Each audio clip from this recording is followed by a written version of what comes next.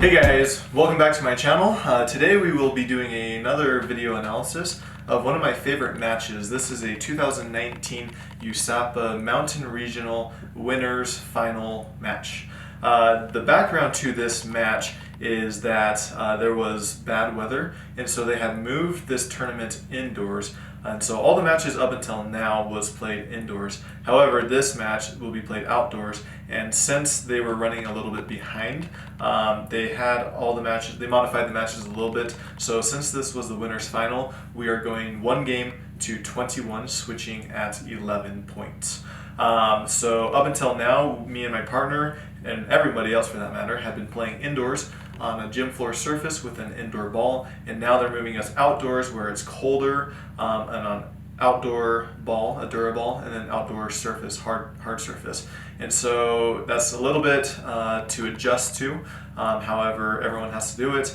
Follow along as we go through this video. My partner is Matt Goebel, and we are playing against Adam Stone and Randy Zbinden. Alrighty, welcome back. This is me and my partner Matt Goebel versus Adam Stone and Randy Zbinden. I believe that me and my partner Matt won the toss and elected to serve first. Here we go.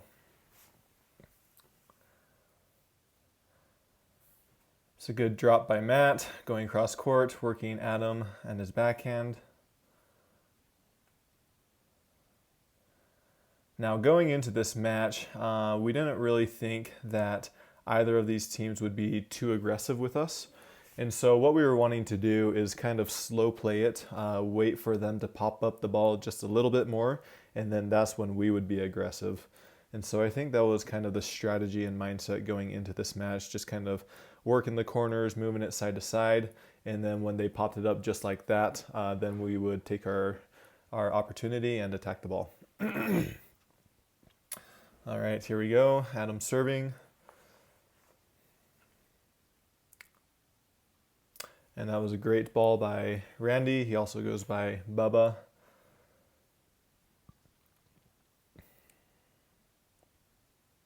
The score is 1-0-2.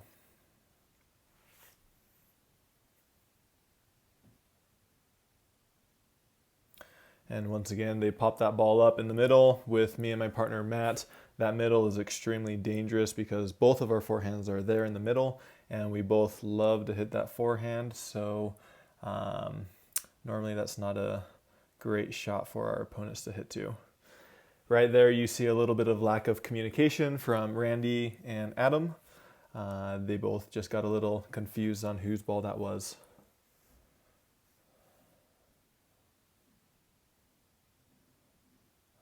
There we go. I try to reset the point.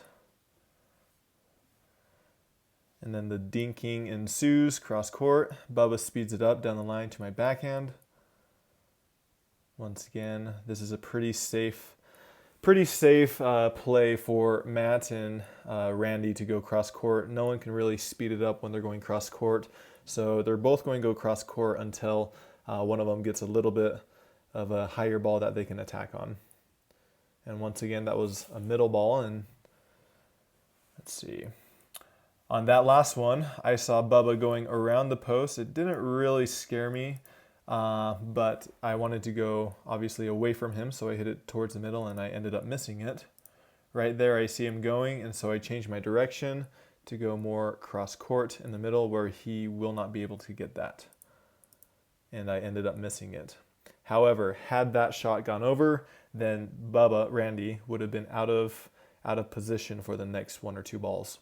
So it's a little bit risky for Randy to do that. However, on this point, obviously it paid out.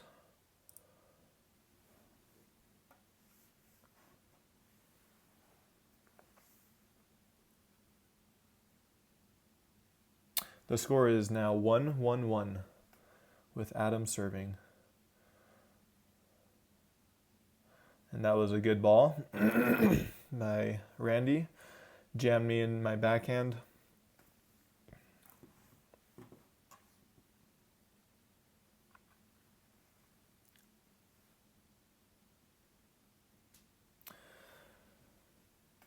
A little bit of an uncharacteristic miss from Randy. He did hit it to my forehand though, which made it more difficult for them to hit their ball. As soon as any of their balls goes to our forehands, that puts us into more of a better position to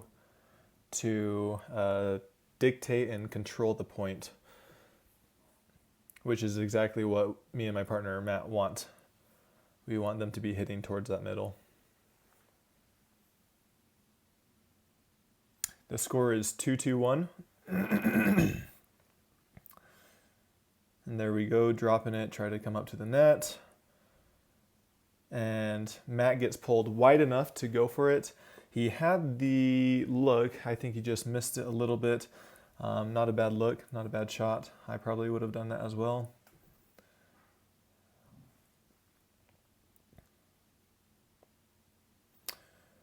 And that's what we were hoping for, is for either of us, me or Matt, to also be able to just rally cross court and then force them to miss it. That was a great shot by Adam, down low on my backhand, which made me pop it up, and then they took advantage of that.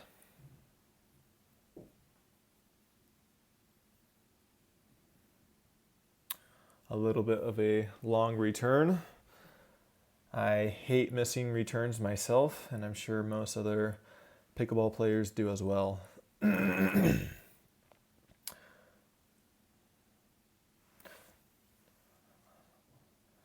once again, if we look at that point, Randy just hit it a little bit too high to Matt's forehand, and Matt made him pay for it. And then on this one, before that point, I was looking to hop the kitchen, hop the corner, and I was doing it, but then I realized that ball was a little bit too short, and so I had to let that ball bounce and then just kind of reset it. So that's me attempting to do it, but then realizing that, hey, I'm not going to be able to do it, so I let the ball bounce and then just reset it and then look for another opportunity. And then after this, Matt gets a forehand. This is his backhand, but then after this, he gets a forehand right there. That was a pretty high ball from Randy, but Matt, he hit a good penetrating shot.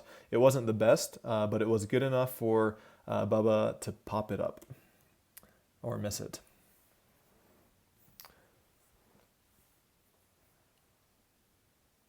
So as a pickleball player, those are great opportunities and great shots, even though you are not hitting a 100% clear winner. Just because you're forcing them to hit the ball up or miss it, that's just as good oftentimes. The score is 3-3-2 with Adam serving, and that is another miss from Matt on a return of serve. I would tell myself to give myself more margin of error. There's really no reason to be missing too many return of serves. Here's a pretty standard point so far, just working it.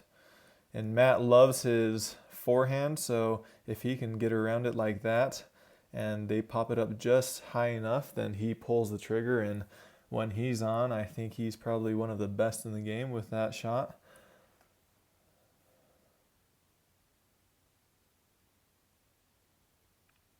And that was a good ball, a good low ball for Matt, and so he just reached out there and wasn't able to finish it.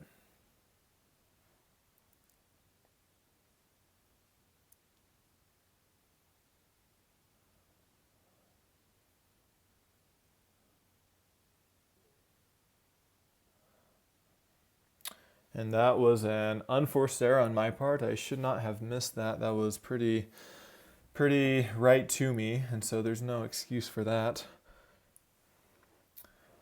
And Adam appears to be pulling the trigger a little bit.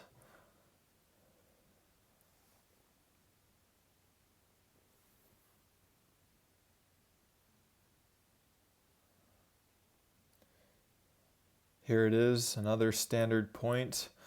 A lot of these points we start off really slow, which is what we wanted to do. There was no need for us to pull the trigger too quickly or be too aggressive. And for the most part, I think it worked out.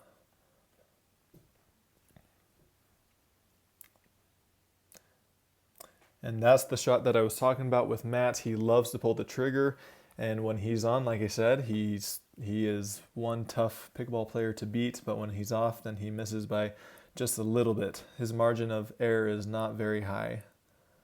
It's literally probably 2 to 4 inches is his margin of error.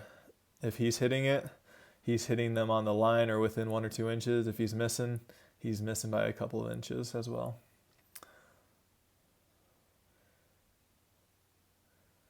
Another good rally. And that's the shot that Matt was looking for. However, he just missed it by a couple of inches.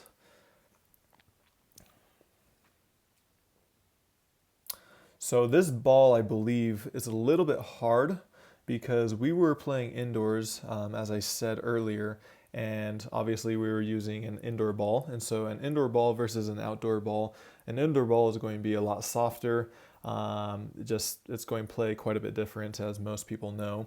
But an outdoor ball, that was a good shot by Randy. An outdoor ball is a lot harder, and so it reacts to the paddle quite a bit different. So for an indoor ball, oftentimes these balls that Matt is hitting, sometimes they would go in because they're softer. Whereas this harder ball, this outdoor ball, is going to react a little bit different on the paddle. So you got to know your surroundings, your environment, the temperature, the ball, the court, everything plays a factor in how you play. There Randy is telling his partner to watch it because he does not feel like his dinks were great. Great partner communication. And the dinking ensues, and that was a great ball. He kind of got Randy jammed in his body. Randy was anticipating Matt to do some type of a shot, and then it popped up, and he wasn't expecting it to go where it did.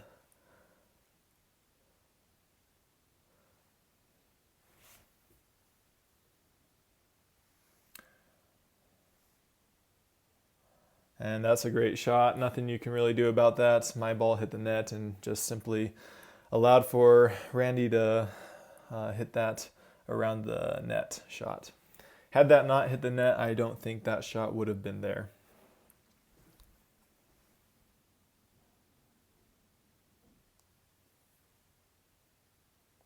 I think the score is 4-6-1 now.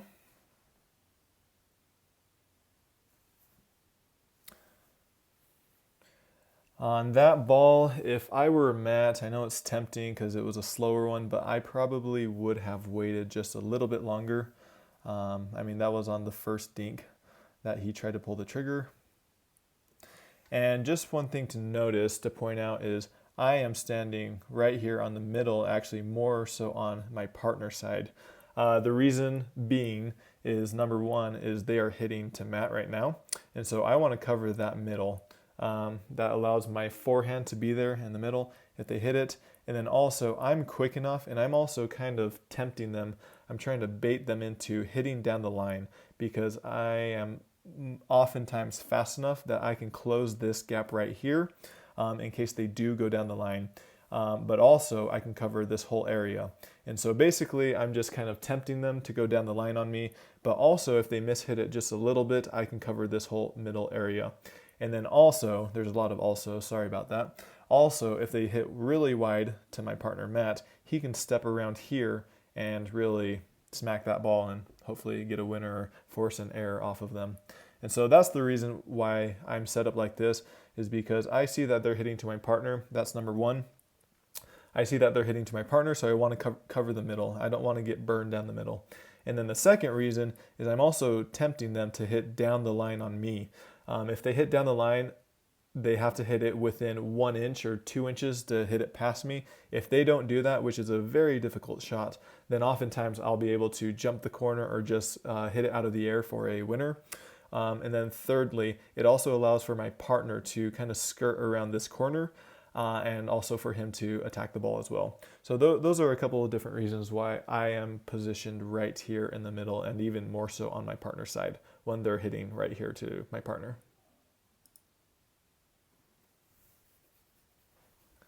And then as soon as they start hitting back to me, my corner, then I'll scoot back over on my side.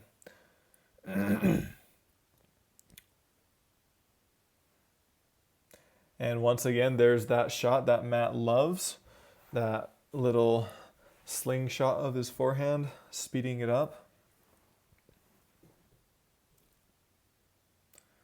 And I tried to do a little bit too much with that. Probably didn't need to hit so close to the net, maybe a little higher over the net, and that would have been a great shot.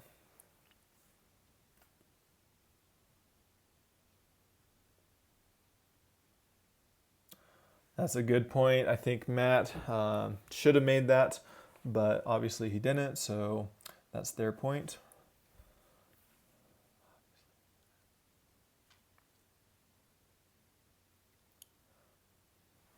And Bubba got extremely happy on that one. I think the score is 8-5-1.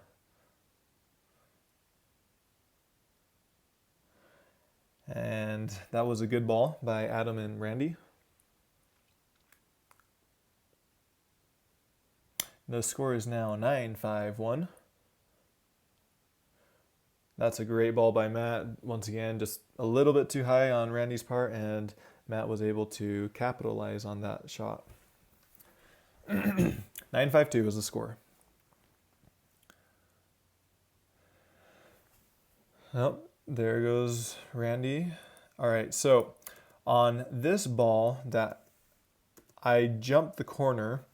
Now, in hindsight, I probably should not have jumped the corner. However, my partner, Matt, he needs to be aware, or any partner should be aware where your partner is moving. If I'm moving over this way, my partner or whoever's partner should follow me a little bit, follow me to the middle.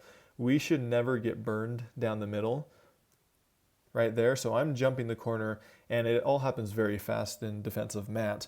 But he just stands right there, and that leaves this whole area right here wide open. And all they do is hit a simple shot right there in the middle, and it's a winner.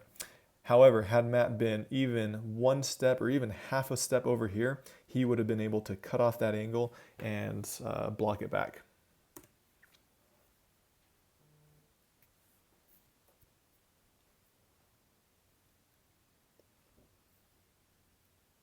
The score is now 10-5-2.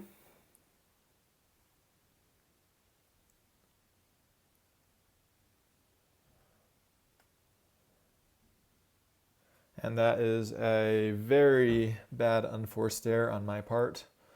And that is 11-5-2, I believe. And since this game is a game to 21, we are switching at 11.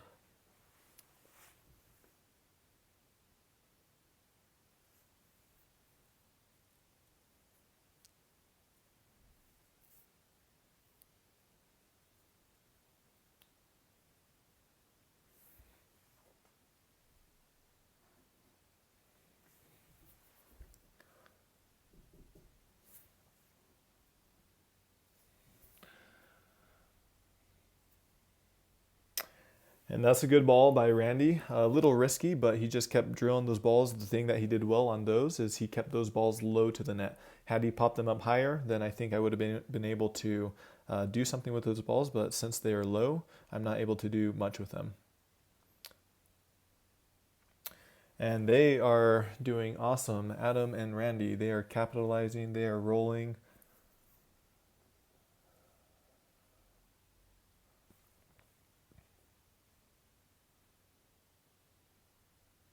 So once again, if you look where I'm at, so I have quite a bit of room from here, the sideline, to where I'm standing.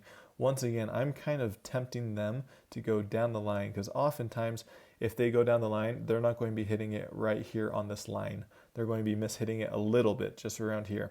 And if they mishit it just enough, then it allows for me to either hop around the corner or just simply hit a backhand or forehand and really start controlling the point.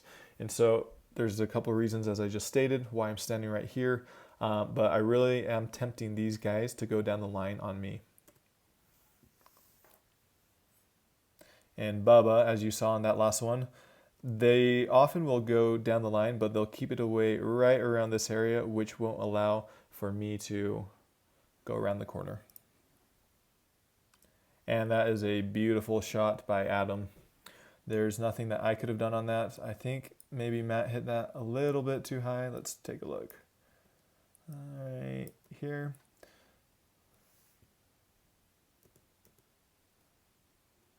So that was a little bit high. I think in the end, Adam just hit a great shot on his part. And that's a great angle.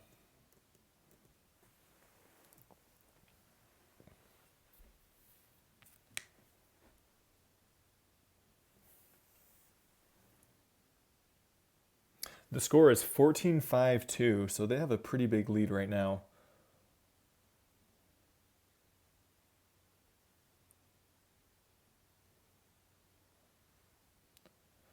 Alrighty, so once again, Randy just hit a couple high ones right there, and I was able to start controlling the point. It started with his very first shot was a little bit high. Take a look at that one more time. In hindsight, I also probably should have done a little bit more. So that right there is a little bit too high. And then that sets the tone for the entire point. And it's just simply very difficult to recover once you put yourself in that hole to begin with. Thanks for following along this far. Hopefully you enjoyed this video and the video analysis and learned something new. If you like these videos, make sure to subscribe to my channel as you'll be notified when I post more. Thanks again for following along. Later.